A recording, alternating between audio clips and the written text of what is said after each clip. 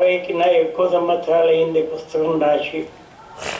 వారి మీద కొన్ని పద్యాలు శ్లోకాలు రాసి వారి జయంతి నాడు దాన్ని గురువులకు సమర్పించిండ్రి. దాని ఆవిష్కరణ అంటే సిడి ఆవిష్కరణ ఈనాడు చేయవలనని తీర్మానించుకున్నాం. దానికి ఆవిష్కరణను మన మిత్రులకు శ్రీ విశ్వనాథ్ శోభనాద్రి గారితో చేయించాలని అనుకున్నాం. వారిని వేదిక మీదకి రావాల్సిందిగా ప్రార్థిస్తున్నాం.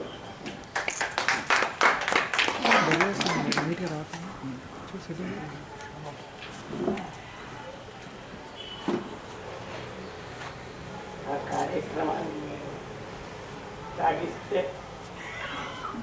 కూర్చుంటే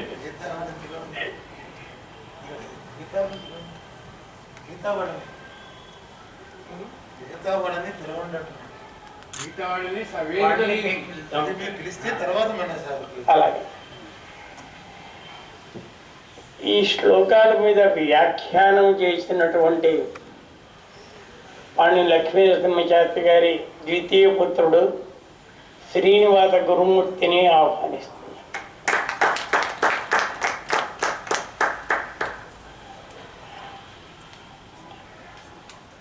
ఆ శ్లోకాలను మంచి గాత్రంతో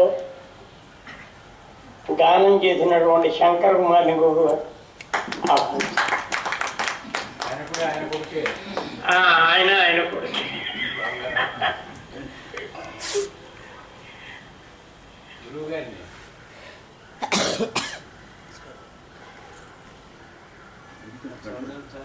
అందరినీ పైకి ఆహ్వానిస్తే కింద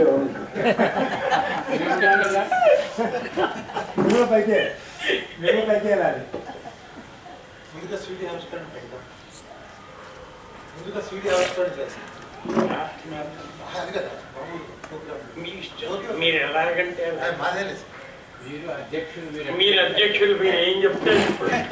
మీరు మాకు అధ్యక్షులు. ప్రార్థన శ్రీ శంకర్ కుమార్ గారు మరి వేదిక మీదకి వచ్చి ప్రార్థన చేస్తున్నా కూడా.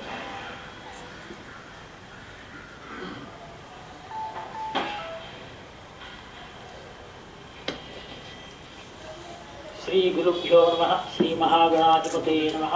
శ్రీ సరస్వత్యై నమః.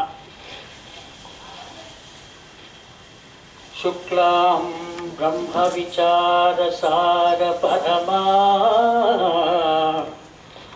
ఆద్యాం జగద్వ్యాపిని వీణా పుస్తకధారిణి వరసుధా జాఢ్యాంధకారాపహా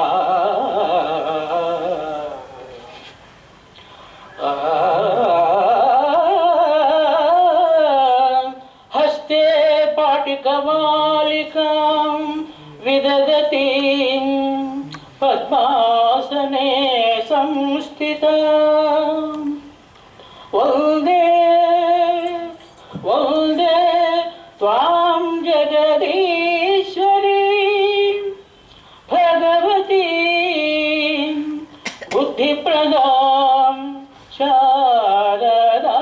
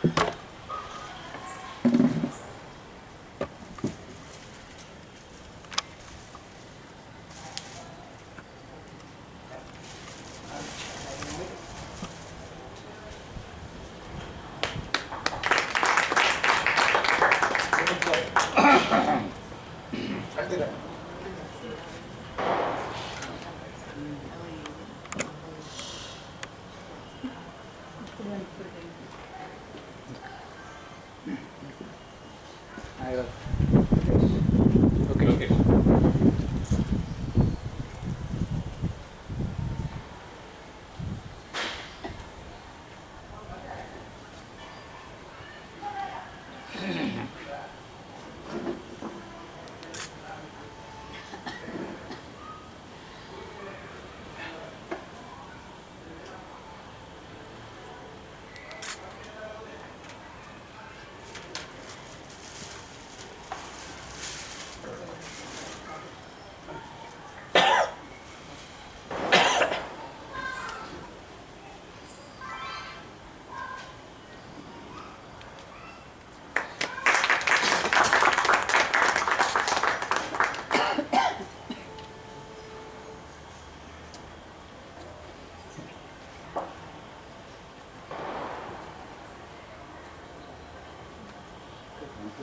మీ పేరు ఏమన్నా మర్చిపోయాను.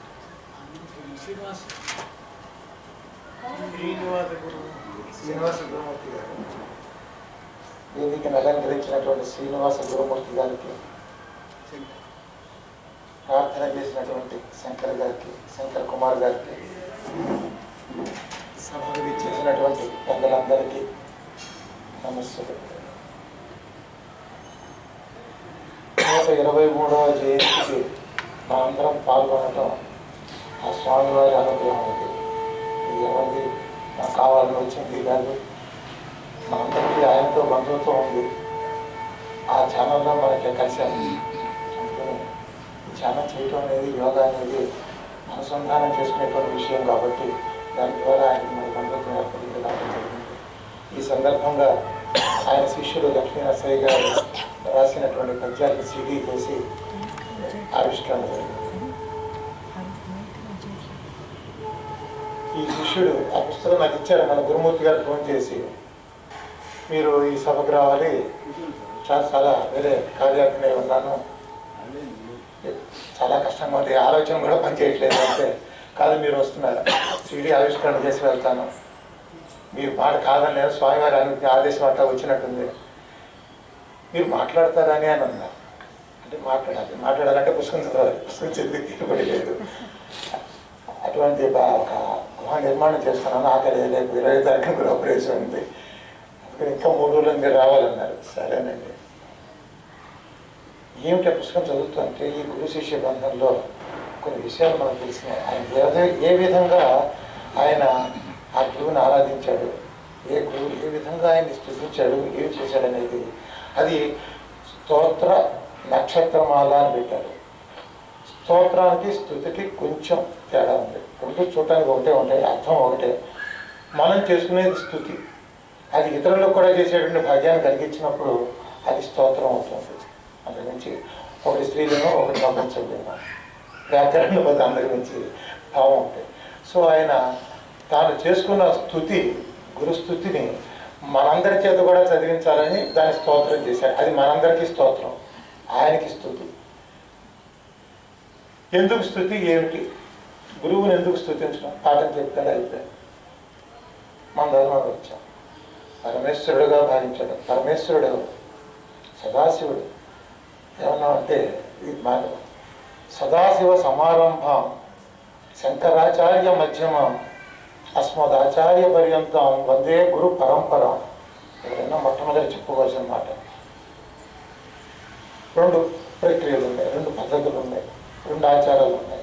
నారాయణ సమారంభం శంకర మధ్యమం అస్మదాచార్య పర్యంతం వందే గురు పరంపరం శివకేశవుడు. పరమేశ్వరుడు అంటే సదాశివుడు సృష్టి చేయాలి అనుకున్నాడు. సృష్టి చేయటం అంటే ఏమిటి? తాను అవ్యక్తంగా ఉన్నాడు, వ్యక్తం అవ్వాలి అనుకున్నాడు. సృష్టి చేయాలి. సృష్టి చేయాలి అంటే ముందర పంచభూతాలని ప్రారంభించాలి, ఏర్పాటు చేయాలి. పంచభూతాలని ఏర్పాటు చేయాలి. భూతం అంటే ఏమిటి? పదార్థం. 5 పదార్థాలని పెట్టాలి. ముందర ఆకాశం పుట్టింది, ఆకాశంలోంచి వాయువు పుట్టింది, వాయువులోంచి అగ్ని, అగ్నిలోంచి నీరు, నీరులోంచి పృథివీ అంటే భూమి పుట్టింది. మరి వీటిని గుర్తించడం ఎట్లా? ఏదైనా ఒక వస్తువుని కానీ, ఒక మనిషిని కానీ, ఒక జీవిని కానీ గుర్తించాలి అంటే లక్షణాలు ఏర్పాటు చేయాలి. వాటికి లక్షణాలు పెట్టాలి. ఆ లక్షణం ద్వారానే వీళ్ళు ఇదని అంటాం. అటు పక్క స్త్రీలు కూర్చున్నారు, ఇటు పక్క పురుషులు కూర్చున్నారంటే ఆ లక్షణాలు బట్టి చెప్తున్నాం. అక్కడ జంతువులు ఉన్నాయి, ఇక్కడ మనుషులు ఉన్నారంటే ఈ లక్షణం బట్టి చెప్తాం. కాబట్టి వీటికి లక్షణాలు ఏర్పాటు చేశాడు. ఆకాశం యొక్క లక్షణం శబ్దం, వాయువు యొక్క లక్షణం స్పర్శ, అగ్ని యొక్క లక్షణం రూపం, నీటి యొక్క లక్షణం రసం, పృథివీ అంటే భూమి యొక్క లక్షణం వాసన అంటే గంధం. ఈ పాణ్యం లక్ష్మీ నరసయ్య గారు తన గురుభావన ఎట్లా చేశాడు అంటే, గురువుగారి దగ్గరికి వెళ్ళాడు. గురువుగారి దగ్గరికి వెళ్ళంగానే ఫస్ట్ వెళ్ళేది ఎవరన్నా గురునామస్మరణ చేయాలి. కాబట్టి శబ్దాన్ని పరికించాడు. శ్రీనివాస గురువుని తలుచుకున్నాడు, వెళ్ళాడు. గురువు దగ్గరికి వెళ్ళిన వాడు ఎవరైనా కూడా మొట్టమొదటి చేసే పని, బంధువులు వస్తే చూడండి వచ్చి తడుముతారు, మన ఎలా ఉన్నావు, ఏమిటి బాగున్నావు అని మనకు చూస్తారు. గురువు దగ్గరికి వెళ్ళిన భక్తుడు సాష్టాంగం పడిపోతాడు ఆ పాదాల మీద. ఆ పాదాల యొక్క స్పర్శ కావాలి. వారి యొక్క స్పర్శ లక్షణం రెండవది, అందుకని స్పర్శ చేశాడు. మూడవది రూపం. అప్పుడు కాళ్ళకి దండం పెట్టిన తర్వాత పైకి లేచి గురువుని పూర్తిగా ఆ మూర్తిని దర్శించుకోవడం జరుగుతుంది. ఆ తర్వాత రసం, ఏ విధంగా ఉపదేశామృత రసాన్ని ప్రోగిస్తాడు. అక్కడ ఈ గురువు చుట్టూరా ఏముంటుంది, ఒక అర తేజో వలయం ఉంటుంది, అందులోకి వెళ్ళాడు. వెళ్ళిన తర్వాత ఆధ్యాత్మిక సువాసనలు వస్తున్నాయి, సోగంధం వచ్చింది. ఈ విధంగా పంచభూతాత్మకమైనటువంటి ఆ పరమేశ్వరుడు నా గురువు, ఆయన మీద ఆ సాక్షాత్తు నాకు పరమేశ్వరుడు అనే భావంతో ఆయన ఈ పంచకం రాశాడు. పంచకం రాయటానికి కారణం ఏమిటి, మొట్టమొదటి స్తోత్రరత్న నక్షత్రమాలని పెట్టి ముందర మళ్ళీ పంచకం రాశాడు. పంచకం రాయటానికి పంచభూతాలు, పంచ జ్ఞానేంద్రియాలు, వీటిని మనం ఆ మాట చెప్పడం పక్కకి వెళ్ళినట్టుంది. ఈ లక్షణాలను గుర్తించడానికి మనకి ఇంద్రియాలను ఇచ్చాడు. ఏదో గుర్తుంచుకోవాలి కదా. ఆ ఇంద్రియాలు ఏంటి, శబ్దాన్ని చూసుకోవడానికి చెవు, రూపాన్ని మన స్పర్శను చూసుకోవడానికి చర్మం, రూపాన్ని చూసుకోవడానికి కళ్ళు, రసాన్ని చూసుకోవడానికి నాలుక, గంధాన్ని తెలుసుకోవడానికి ముక్కు. ఈ లక్షణాలతో మనం గురువుని స్మరించుకుంటూ ప్రార్థించుకుంటూ చేస్తున్నాం. అందుకని ఈ పంచ జ్ఞానేంద్రియాలు, పంచభూతాలు ఇవి ఉన్నాయి. కాబట్టి ఈ పంచకం రాసి పంచభూతాత్మకమైనటువంటి ఆ పరమేశ్వరుని నేను అర్చించుకోవడం ప్రారంభిస్తున్నాను అని ఆయన ప్రారంభించారు. నీ గురువు పంచభూతాత్మకమైనటువంటి ఆ పరమేశ్వరుడని నీకెవరు చెప్పారు? మాకేమిటి మాటకు వస్తే, మాతృదేవో భవ, పితృదేవో భవ, ఆచార్య దేవో భవ, అతిథి దేవో భవ. ఉపనిషత్తుల్లో మరొకటి మన 4 వరకే చెప్పి అనుకుంటాం. మహాజనో దేవో భవ, మహాజనుని అనుసరించమని వాక్యం ఉంది. మహాజనో దేవో భవ, ఈ 5గురిని మనం అనుసరించాల్సింది. ఎవరు చెప్పారు ఈ మాటలు? ఆచరిస్తున్నాం, వింటున్నాం, కొంతవరకు ఆచరించట్లేదు, అది వేరే విషయం. కానీ గురువు చెప్పాడు శిష్యుడికి. తల్లి వచ్చి నేను దైవమై ఉన్నాను భవ అంటే అయి ఉన్నాడు, నేను అయి ఉన్నాను అని తల్లి చెప్పదు. తండ్రి చెప్పడు నేనే దేవుణ్ణి అని. దేవుడు వచ్చి చెప్పట్లా నేనే దేవుణ్ణి అని. అతిథి వచ్చి చెప్పడు నేను దేవుణ్ణి, నన్ను దేవుడిగా చూడంటే ఆ పెట్టేది కూడా పెట్టకుండా పంపించేస్తాడు. అందుకని ఒక్క గురువు మాత్రమే చెప్పాడు నేను గురువుని, వీళ్ళందరూ గురువులు. గురువు చెప్తే వింటాడు శిష్యుడు, ఆచరిస్తున్నాం తరతరాలుగా గురు పరంపర. ఆ గురు పరంపరలో ఈ విధంగా తను చెప్పుకున్నాను. ఇది కావ్యం కాదు, కావ్యాన్ని మంగళాశాసనంతో ప్రారంభం చేయాలి. ఇది స్తోత్రం. అందుకని కేవలం గురు చరణ స్మరణ మాత్రం చేస్తే శతకోటి జన్మల యొక్క పాపహరణం జరుగుతుందంటే ఇదే మంగళవాక్యంతో ప్రారంభం చేశాడు ఆయన. మంగళవాక్యం ప్రారంభం చేశాడు. ప్రతి తల్లి, తండ్రి, గురువు, దైవం ఇవన్నీ కూడా ఏదైనా మనం ప్రారంభం చేస్తున్నాం అంటే ఈ మంగళవాక్యంగానే మనం ఆరంభిస్తూ వెళ్తున్నాం.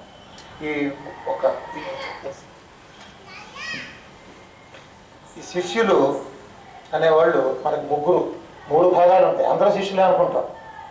50 మంది క్లాసులో ఉంటే లెక్చరర్ గారు, అక్కడ ఉన్న ఉపాధ్యాయుడు పాఠం చెప్తుంటే వింటాడు, వెళ్ళిపోతాడు వాడి విద్యార్థి. అందరూ శిష్యులు. శిష్యుడు అనేవాడు కాస్త మెరుగ్గా గురువుగారితో కాస్త చనువు తీసుకుని ఇంటికి వెళ్ళటం, ఆయన దగ్గరికి వెళ్ళి కూర్చోవడం, నాకు ఈ అనుమానాలు ఉన్నాయి ఇవి చెప్పండి అనుకుంటూ కాస్త చేస్తాడు. 3వ వాడు ఉంటాడు, వాడిని అంతేవాసి అంటారు. ఈ అంతేవాసి యొక్క ఏమిటంటే ఆయన పరమ ఇదిగా శిష్యుడుగా ఇంట్లోనే కూర్చొని ఆయన సేవలన్నీ చేసుకుంటూ గురువు గారికి ఏ విధమైన కష్టం కలగకుండా చూసుకుంటూ తన జీవితమే వారికి అంకితం ఇచ్చినట్టుగా భావిస్తూ ఈ అంతేవాసి ఉంటాడు. ఈయన ఈ పాణ్యం లక్ష్మీ నరసయ్య గారు అంతేవాసిగా కనపడుతున్నాడు మనకి. ప్రథమ శిష్యుడు ఈయన అంతేవాసి. ఆ స్తోత్రంలో ఆయన గురువుని స్తుతించినట్టుగా లేదు, కేవలం ఆయన ఒక పరమేశ్వరుని ధ్యానం చేసుకుంటూ ఆ భాగ్యం నాకు దక్కింది అనుకుంటూ వచ్చాడు. ఇవాళ ఆ పద్యాలన్నీ మనం చదవడానికి దాని తాత్పర్యం చెప్పుకుంటే ఆయన చాలా కలకండలు ఉలకబోసినట్టుగా చేశాడు. చాలా తేలిగ్గా అర్థం చేసుకోవచ్చు. కేవలం ఆ పంచకాలు మాత్రమే సంస్కృత శ్లోకాల్లో రాశారు తప్ప ఈ పద్యాలన్నీ ఉత్పలమాల శీర్షపద్యం వీటిలోనే చాలా తేలికైన పదార్థాలు రాశారు. ఆయన భావాన్ని మనం చాలా చక్కగా చెప్పారు. అక్కడక్కడ స్పృశిస్తూ ఒకటి రెండుతో నేను చేస్తాను. ఎందుకంటే అద్భుతమైనటువంటి గానం కనుక చేస్తే దానిలో ఉన్న మాధుర్యాన్ని మనం ఆనందించవచ్చు. కాబట్టి శంకర కుమార్ గారు ఉన్నారు కాబట్టి వారి చేద్దాం. శ్రీ గురు చరణ స్మరణం హరణం శతకోటి జన్మ దురితానాం ప్లవనం భవసింధు సముద్ధరణం మమాస్తు సచ్చరణం అని బాబు శ్లోకంతో మొదలుపెట్టారు. శ్రీమత్ సాధు కులాప్తి శీతకరమై శృత్యంత కాంతా శిరోదామంబై పరసత్య నిష్టమై రాజ్యంబై శివానంద సత్ప్రేమం బౌచు సరస్వతీ హృదయ నీరేజాత భాస్వంతమై భూమామగ్నము శ్రీనివాస గురు ఒప్పంత పరబ్రహ్మమై. సాధు కులాప్తి శీతకరమై. సాధు కులం అనేటువంటిది ఒక మహాసముద్రం అంట. ఇటువంటి సముద్రం క్షీర సముద్రం, అందులో చంద్రుడు లాంటి వాటి. శృత్యంత కాంతా శిరో. శృత్యంత అంటే శృత్య అంతమేమిటి? ఉపనిషత్తులు. ఆ ఉపనిషత్తులను కాంతగా భావించాడు. ఆ కాంత చక్కని ముడి వేసుకొని ఆ మాల ధరిస్తుంది. అక్కడ సుగంధాలు వెదజల్లేటువంటి పుష్పాలతో మాల ధరించింది. ఆ మాల అయిపోయావయ్యా నువ్వు అన్నాడు ఆయన. అంటే ఉపనిషత్తులు మొత్తం ఆయన అవపోసన పట్టాడు అనేటువంటి భావాన్ని మనకు చెప్పుకుంటూ వచ్చాడు. సరస్వతీ హృదయ. పరమేశ్వరుడిగా భావిస్తుంటే ఆయన అడుగుతాట, ఏమని? ఏమయ్యా నువ్వు నీ ప్రార్థన సగమే అయింది, మరి మిగతా సగం ఏమవుతుందని. ఆయన అర్ధనారీశ్వరుని సగమే కదా అని. సరస్వతీ హృదయ అన్నాడు. అందుకని అమ్మవారు ఉంది అక్కడ, ఆయన భార్య సరస్వతి. అందుకని సరస్వతీ హృదయ. ఆవిడికి కూడా భాషం చేశాట. ఇక్కడ ఉన్నటువంటి గురుస్థానంలోకి వచ్చిన తర్వాత స్త్రీలకి సన్యాసాధికారం లేకపోయినా ఆవిడికి కూడా తన యొక్క ఈ రేణువులు అనేటువంటివి, ఈ కిరణాలు అనేటువంటి ఆవిడ మీద కూడా ప్రసరింపజేశాడు అటువంటి మహానుభావుడు ఆయన. తర్వాత ఈ గురు పరంపరలో గురువు గారిని వెంటనే స్మరణ చేశాడు.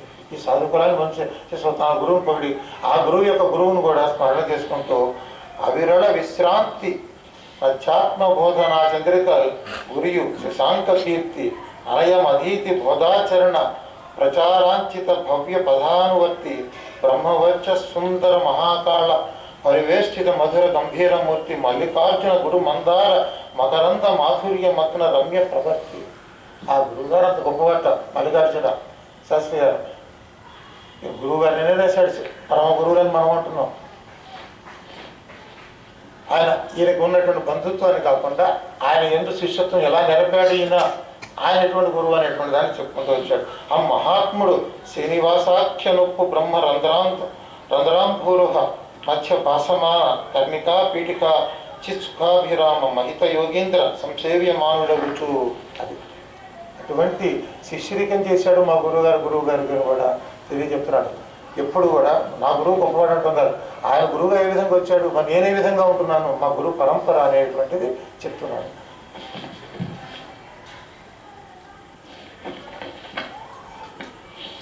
ఈ ముఖ్యలో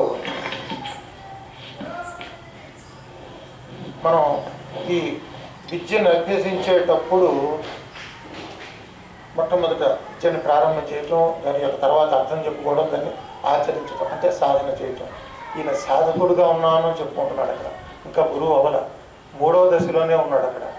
అందుకని సాధన చేయువారులకు సారపు యోగము గూర్చి యుక్తి సంశోధన చేయువారులకు పూర్ణ పదార్థము గూర్చి భక్తి నారాధన చేయువారులకు లక్ష్యము గూర్చుచు నీదు దివ్య సద్బోధన పట్టుగొమ్మయగు ఓ విభక్తిని ముక్తిని గూర్చునద్దియే. అంటే ఈయన ఎటువంటి వాట సాధకుడికి చాలా శ్రద్ధగా అన్నీ నేర్పుతూ వచ్చాట. జిజ్ఞాసులైన వాళ్ళు ఉన్నారు, అందరూ బేసిక్ వాళ్ళే కాదు, మ్యాక్సిమంకి వెళ్ళిన వాళ్ళు ఉన్నారు. వాళ్ళని పూర్ణ పదార్థం గురించి చెప్పాడు. పూర్ణమద పూర్ణభేదం అనేటువంటి దాన్ని వాక్యాన్ని సంపూర్ణంగా అందిస్తూ చేసినటువంటి వాడందరినీ కూడా ఎంతో మహాజ్ఞానులుగా తయారు చేసేటువంటి వాడు మా గురువు గారు అని చెప్పుకుంటూ చివరిలో ఆయన వాడు జేజేలు పలుకుతున్నాడు. ఏ విధంగా జేజేలు అంటే జయము సరస్వతీసునకు. ఇక్కడ శ్రేష్ఠ సరస్వతి ఆధ్యాత్మిక విద్యకి అధిపతి ఆయన. అక్కడ అమ్మ ఉంది సరస్వతి, ఆ సరస్వతి మాతకి భర్త. సాధు కులాభరణార్థ కీర్తికిన్ జయమగు మల్లికార్జున యశ ప్రకటోజ్వల భవ్య వృత్తికిన్ జయము జయము సత్వ పరిణాహ విశిష్ట మనోజ్ఞమూర్తికిన్ జయమగు శ్రీనివాస గురునాథకు జయ మంగళం. వీళ్ళందరికీ కూడా ఈ కులంలో ఉన్నటువంటి గురువు గారికి మాత్రమే జయాలు పలుకుతూ జయం మొక్క కలగాలి, ఇది మంగళం కావాలని ఇటువంటి వీరి గురించి స్తోత్రం రాసుకున్న నా వాక్కు ధన్యమైంది, నా జన్మ ధన్యమైందని ఆయన ప్రకటించుకుంటున్నాడు. అక్కడ ఆయన వాక్కు విధమైనటువంటి ఇటువంటి సాధు నాణ్యం లక్ష్మీ నరసయ్య గారి ఈ యొక్క స్తోత్రమాలని మనం దానం చేస్తారు. వాళ్ళ తర్వాత మన శంకర్ కుమార్ గారు ఇటువంటి కార్యక్రమాన్ని మన చివరిలో మనం చెప్పుకుందాము. 2 మాటలు ఎలాగ పెట్టారు. ఒకటి మా అధ్యక్షుడు మలిపరుతులని ప్రస్తుతం రవికుమార్ గారు శంకర్ కుమార్ గారిని గానం చేయవలసిందిగా కోరుతున్నాను.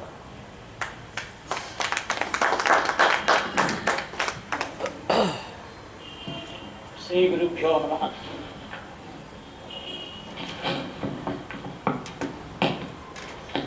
మా నాన్నగారు లక్ష్మీనరసింహ శాస్త్రి గారు గురుస్తోత్ర పంచకం అని నక్షత్రమాల అని చెప్పి గురుతత్వాన్ని తెలియజేస్తూ రాసినటువంటి ఈ పద్యాలు శ్లోకాలు ఆయనకి ఇష్టమైన రాగాల్లో చేయడం జరిగింది.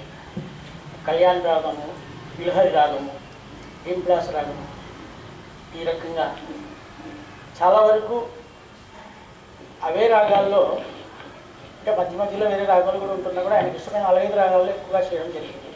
వాటిలో కొన్ని మీకు వినిపిస్తాను.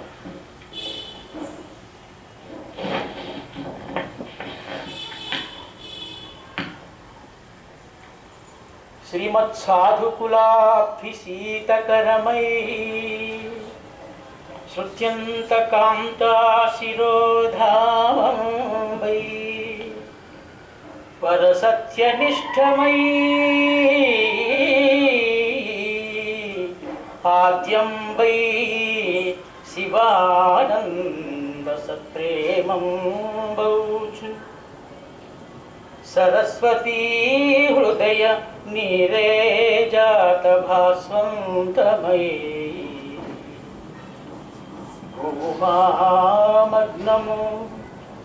భూమామగ్నము శ్రీనివాస గురుడప్పు తా పరబ్రహ్మమై పరబ్రహ్మమై పరబ్రహ్మమై.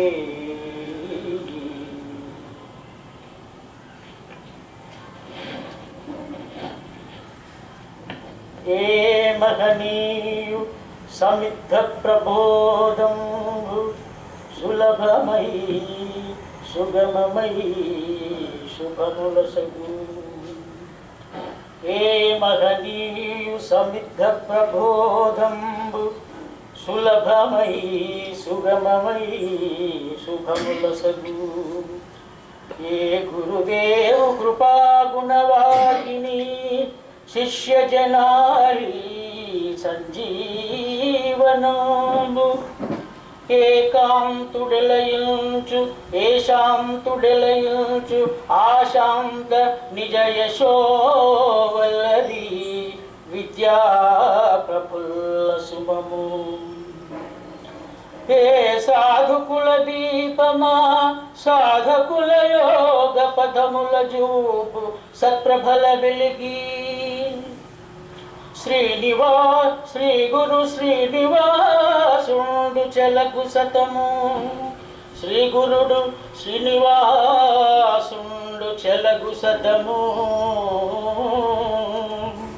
ఆత్మ విజ్ఞాన దివ్య బోధామృత వివిధ దేశాగత విభుద ప్రవర నిత్య వందితాభ్యర్థిత పదార బిందుడగుచు పదార బిందుడగుచు. ఈ పద్యాలకి వ్యాఖ్యానం మా అన్నగారైన శ్రీనివాస తిరుమూర్తి గారి తర్వాత మీకు తెలియపరుస్తారు.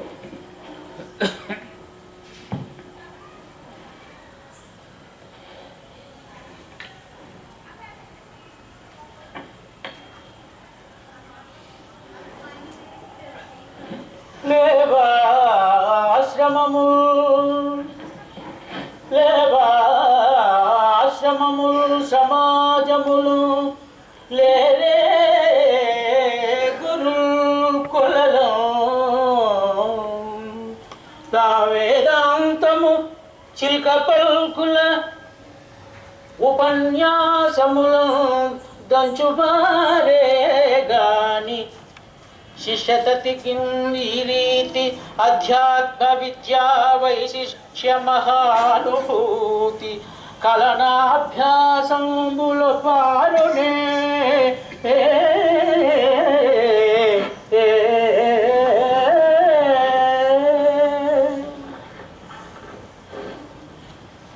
సాధన చేయువారలకు సాధపు యోగము గూర్చి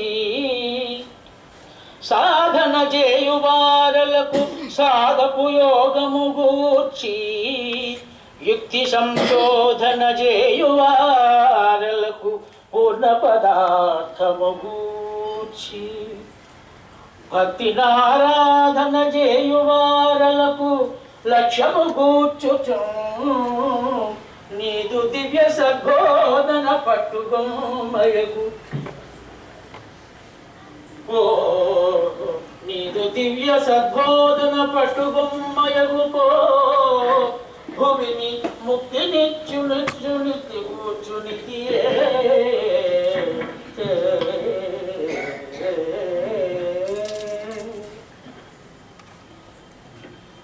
మంజులమై సమస్త సుఖ మంగళ భవ్య పురాణ సద్కథారంజనమై మంజులమై సమస్త సుఖ మంగళ భవ్య పురాణ సత్కథారంజనమై కువాద కటులంపట లౌకిక దుష్ట మార్గ ప్రోత్ఫంజనమై అశేష భవతారక తారక కోకిలోజ్వల ప్రవంజనమైన నీ మహితవా మధురామృతమే శరణ్యమో శరణ్యమో.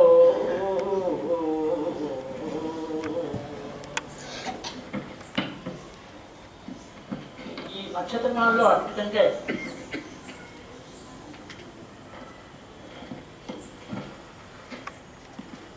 ఈ పద్యం చాలా మా డాక్టర్ గారు జయకుమార్ గారికి సాధు తిరుమూర్తి గారికి చాలా ఇష్టమైన పద్యం ఇది. ఒక చిరునవ్వులో వికసించును ఉపనిషత్ సుందరి మంజులానందరేఖ ఒక చిరునవ్వులో వికసించును ఉపనిషత్ సుందరి మంజులానందరేఖ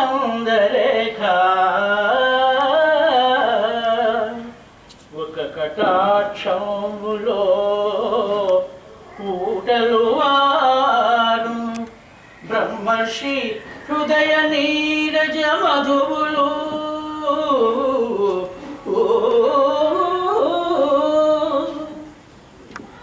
ఒక చిన్న పలుకులో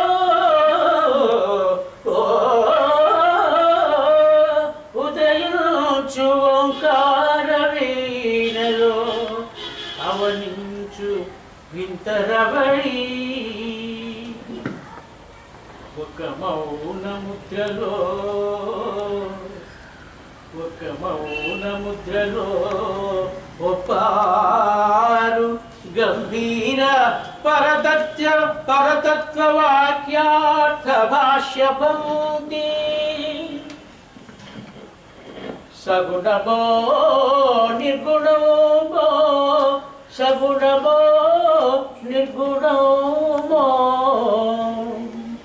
నీ సత్యరూపము అందుకొనలేము నీదు మహత్వమేము వాదములు నమ్మినాము కాపాడుమయ్యా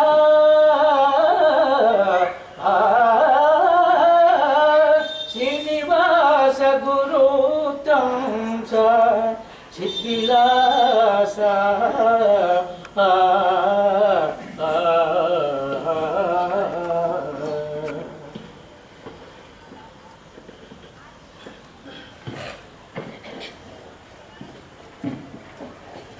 ఇవన్నీ కూడా నక్షత్రమాలలోని పద్యాలు. తర్వాత గురుస్తోత్ర పంచకంలో శ్లోకాలు ఉన్నాయి, వాటిలో ఒకటి రెండు వినిపిస్తాను. లీలామానుష్య దేహ ప్రకటిత విభవో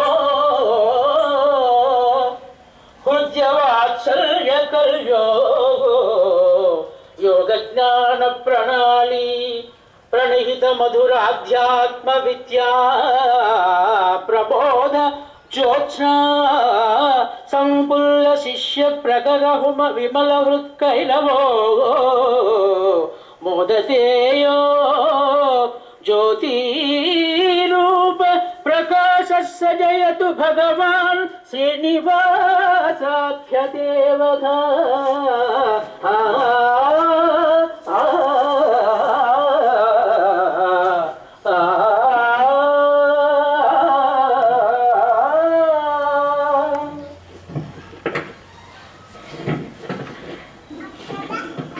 చివరగా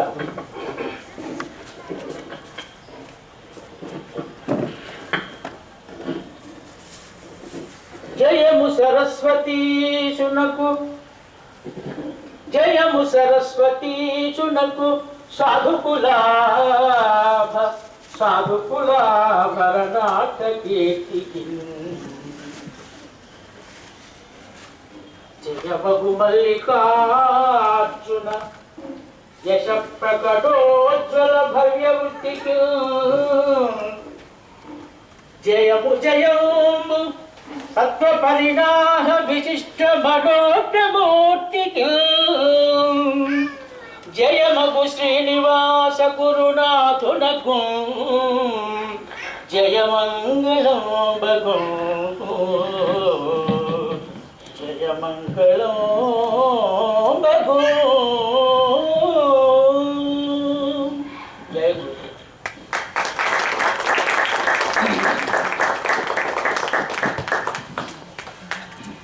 పద్యం ఎంత గొప్పగా రాసినా చక్కగా దాన్ని ఎక్కడ తెరవాలో అక్కడ విరిచి చదవగలిగినటువంటి గాత్రం ఉన్నటువంటి వాడు చేస్తేనే ఆ పద్యానికి అందం వస్తుంది.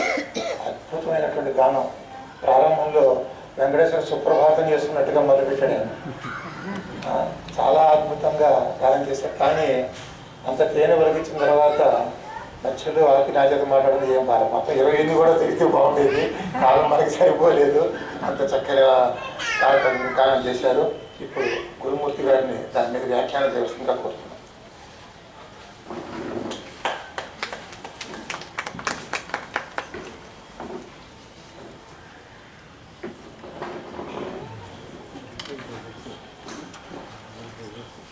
శ్రీనివాసం శ్రీనికేతం శీఘ్రసిద్ధిదమాశ్రయే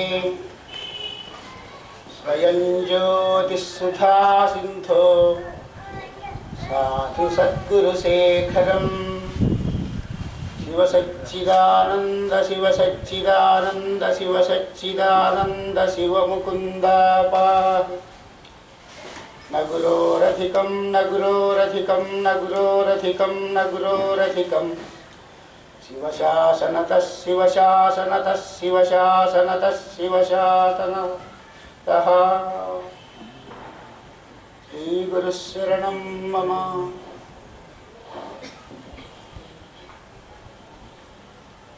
పరమ చైతన్య స్వరూపులైన సభికులకు, వేదికను అలంకరించిన శ్రీ విశ్వనాథ్ శివనాథ్ గారికి, శేఖర్ కుమార్ గారు, శ్రీ గురుదేవుల కరుణా కటాక్షాలు అందరి మీద సమృద్ధిగా ప్రసరించాలని ప్రార్థిస్తూ, శ్రీ గురువుల 123వ జయంతి అంతా పాణ్యం వారిదేగా ఇక్కడ ఈసారి గురువులు ఈ విధంగా మమ్మల్ని అనుగ్రహించారు. ప్రతి జయంతికి గురుమూర్తి అన్నయ్య గారు, విజయ్ కుమార్ అన్నయ్య గారు ఏదో రకమైనటువంటి గురువుల రచనలో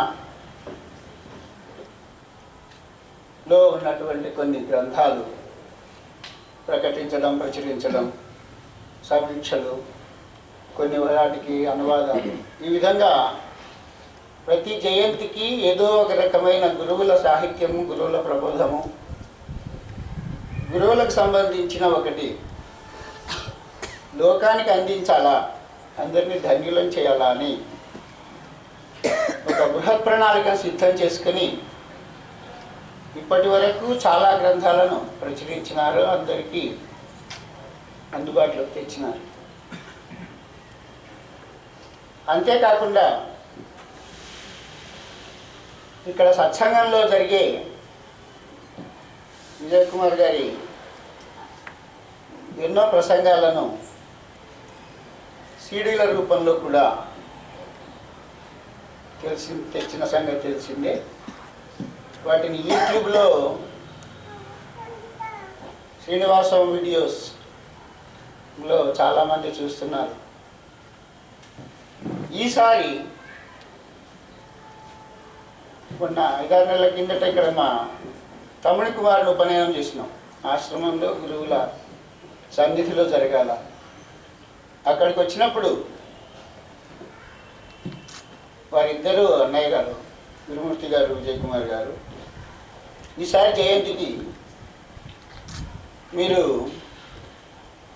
ఇద్దరూ కలిసి గురుసేవగా నాన్నగారు రాసినటువంటి శ్లోకాలు, పద్యాలను ఒక సీడీగా ఆవిష్కరించాలనుకున్నాము. దానికి కొంత మీరు ఇద్దరు కష్టపడి యథాశక్తి చేయండి అని ఆదేశించినారు. వారి మాటనే గురువు ఆజ్ఞగా తలదాల్చి మేమిద్దరం సోదరులం యథాశక్తి ఆ గురువు గారి ప్రేరణ ప్రకారం ఈ సీడీని సిద్ధపరచడం జరిగింది. దానికి ఇంకా మెరుగులు దిద్ది దాని రికార్డింగ్లో ఉన్న లోపాలను వాటన్నిటినీ సవరించి వాటికి ఒక చక్కని రూపాన్ని ఇచ్చేందుకు ఆయా నిపుణులతో చక్కగా, తర్వాత దాని పైన ఉన్నటువంటి ముఖ చిత్రం, గురువు గారి ఫోటో, ఇవన్నీ కూడా చాలా శ్రమించి వారి అనారోగ్యాన్ని కూడా లెక్క చేయక గురుమూర్తి గారు ఆ రూపాన్ని ఈ రోజుకు సిద్ధపరచాలా అని చాలా తహతహపడి యుద్ధం చేసినారు. ఇదంతా కూడా ఈ గురువుల ప్రేరణతో జరిగేది. నిమిత్త మాత్రం భవ సవ్యసాచి అన్నట్టు మనమందరం కూడా నిమిత్త మాత్రం. గురువులతోనే ఎప్పుడు చెప్తుంటారు, ఎప్పుడు ఏం చేయించుకోవాలో ఆయనకు తెలుసురా, గురువుగారు ఎవరితో ఏ పని చేయించుకోవాలా, ఏ విధంగా నిర్వర్తింపజేసుకోవాలా అనేది ఆయన ఆదేశం మేరకు జరిగిపోతుంటాయి. మరి ఈరోజు ఆయన ఒక నెల కిందట చాలా ఇబ్బంది పడే పరిస్థితిలో ఉండినారు అనారోగ్యం. ఇంత ఉత్సాహంగా ఇంత చక్కగా ఈ కార్యక్రమం నిర్వహించడానికి వారు కూర్చోగలిగినారంటే కేవలం గురుకరుణే. వారికే కాకుండా గురువుల శిష్యులైన చాలామందికి ఆ గురువుల వల్ల వనగూడినా ఎన్నెన్నో శ్రేయస్సు అనుకోండి, ప్రేయస్సు అనుకోండి, శ్రేయస్సు రెండుకి గీతలో చెప్పినారు. శ్రేయస్సు ఇహలోక సుఖాలను, ఇహలోక సౌఖ్యాన్ని లేదా శాంతిని ఇచ్చేదంతా ప్రేయస్సు. మరి శ్రేయస్సు అంటే పరలోక సౌఖ్యాన్ని, పరలోకంలో ఉత్తమ స్థితిని కలిగించే శ్రేయస్సు. శ్రేయశ్చ ప్రేయశ్చ రెండు కావాల్సిందే. మరి ఆ రెండింటినీ గురువులు పుష్కలంగా శిష్యులకు ప్రసాదిస్తూనే ఉన్నారు. దాంట్లో నిస్సంశయం. మరి ఈసారి మా పట్ల అవ్యాజమైనటువంటి కరుణా కటాక్షం కురిపించి మాకు ఈ అవకాశాన్ని గురువులు దయచేసినారు.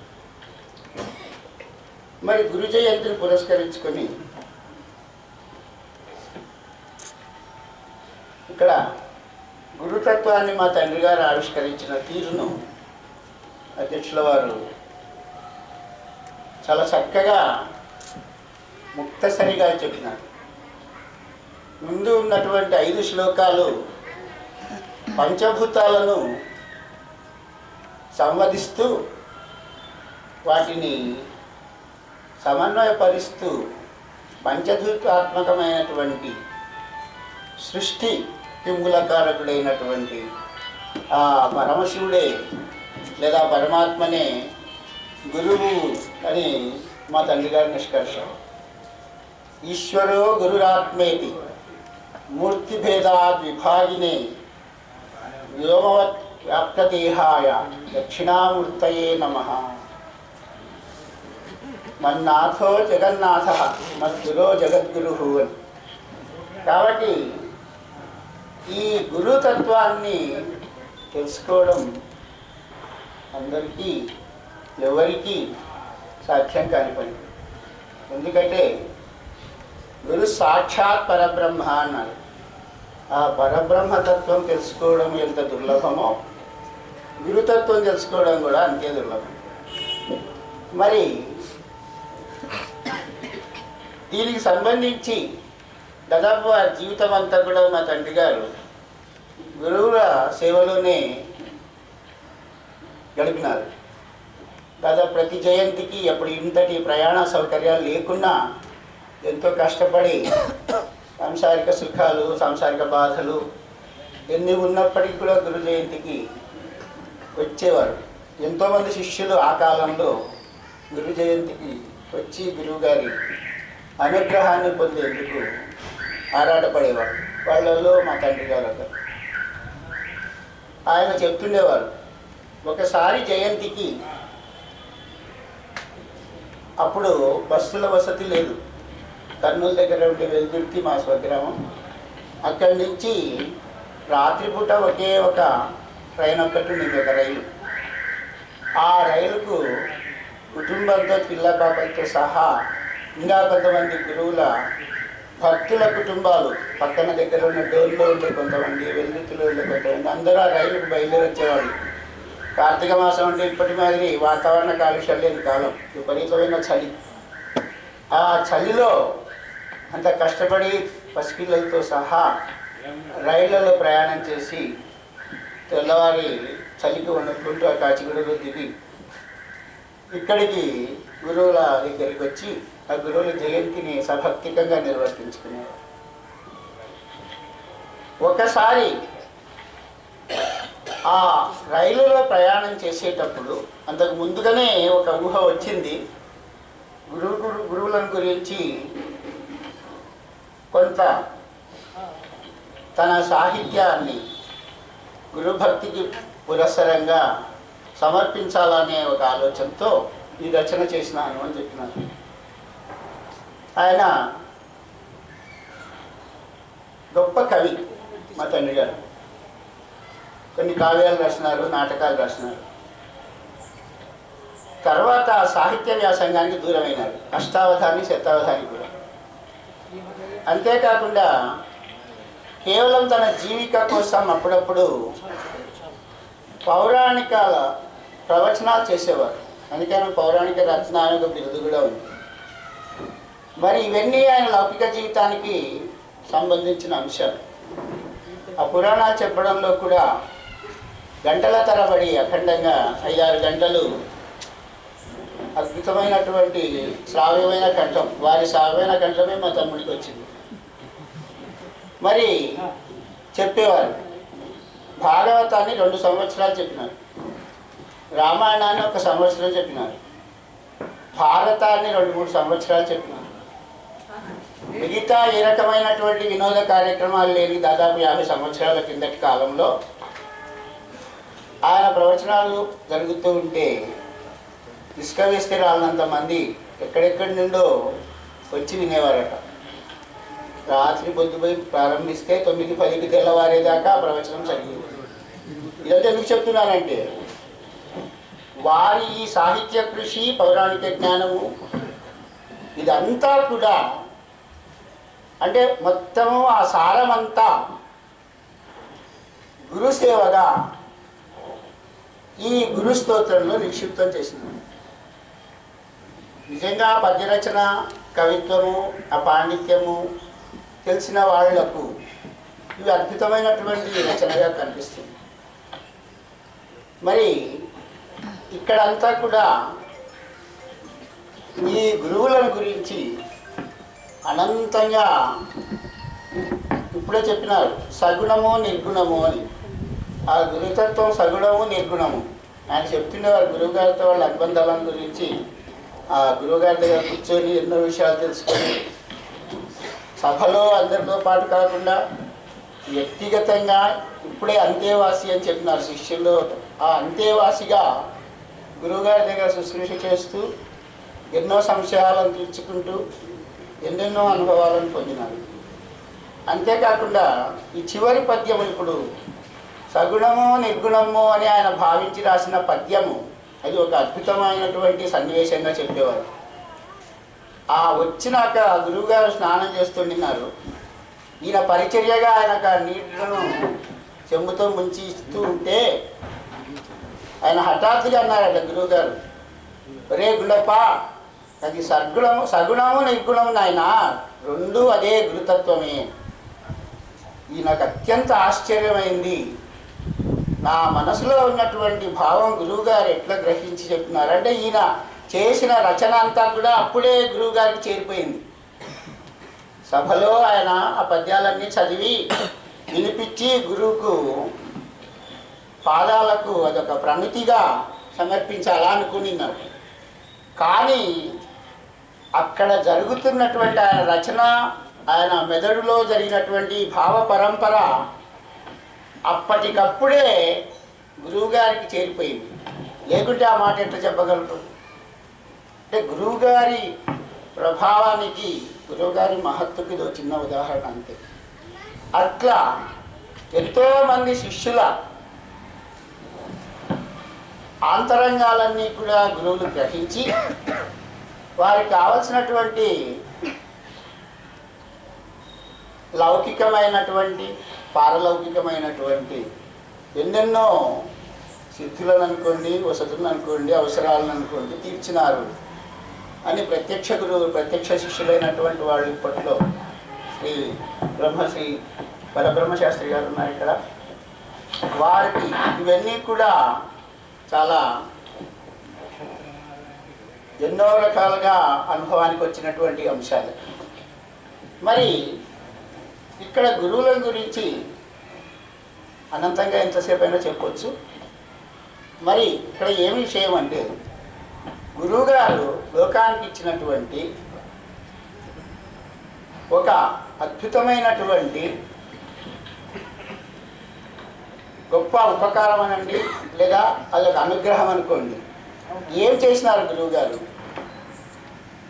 శ్రీనివాస శాస్త్రి గారు శివ సచ్చిదానంద స్వరూపులు, మరి బ్రాహ్మీభూతులైనటువంటి ఆ స్వామి లోకానికి అనుగ్రహించినది ఏమిటి ముఖ్యంగా అనేదంతా కూడా మనకు ఈ పద్యాలలో ఆయన చక్కగా సూక్ష్మంగా క్లుప్తంగా అందించినారు కవి.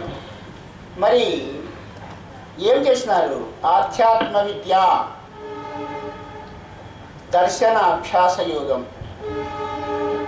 అనేది గురువుగారి ప్రణాళిక. అధ్యాత్మ దర్శన అభ్యాస యోగం దాన్ని 2 సంపుటాలుగా